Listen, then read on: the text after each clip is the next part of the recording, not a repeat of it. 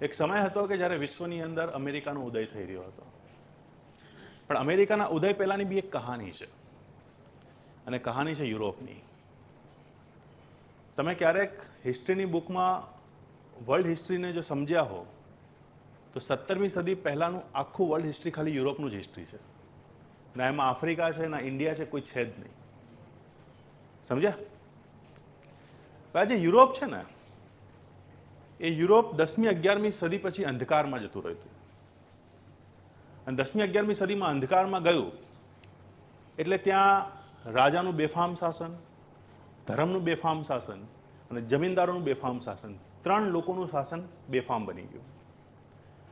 આના કારણે ત્યાંના જે લોકલાઇટ હતા, ત્યાંના જે મૂળ લોકો હતા, એ લોકોનું શોષણ ભયંકર થવા લાગ્યું. આ શોષણના પરિણામ સ્વરૂપ ત્યાં પુનઃજાગરણની ક્રાંતિ થઈ.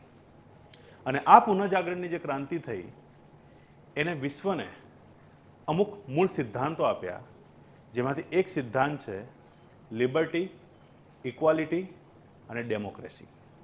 આ 3 સિદ્ધાંત કોણે આપ્યા? ફ્રાન્સે આપ્યા. કોણે આપ્યા? ફ્રાન્સે આપ્યા.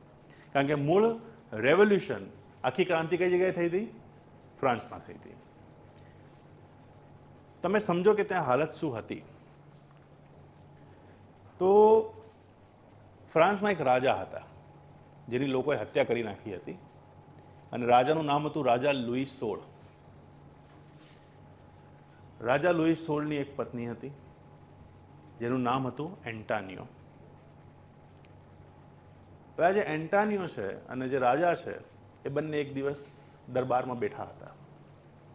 દરબારમાં સમસ્યાઓ સાંભળી રહ્યા હતા, અને સમસ્યાઓમાં એક ગરીબ વ્યક્તિ એમની પાસે આવ્યો અને એમને એવું કીધું કે છેલ્લા 5-7 દિવસથી અમે લોકોએ કંઈ ખાધું નથી, અમારી પાસે ખાવા માટે બ્રેડ નથી. જ્યાં એ સમયની અંદર ત્યાંના જે લોકલ લોકો છે સૌથી વધારે શું ખાતા?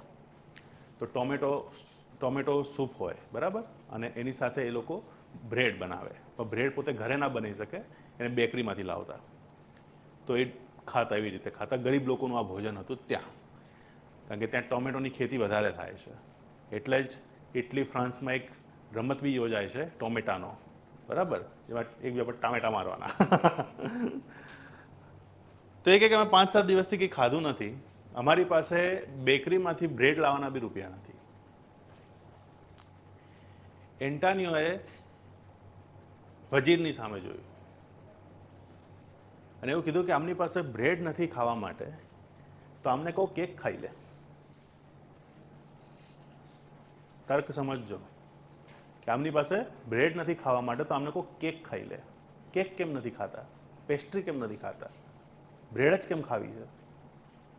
મારો આને. દરબારનો ટાઈમ વેસ્ટ કર્યો અને 10 કોડા માર્યા ખાલી આ કહેવા માટે.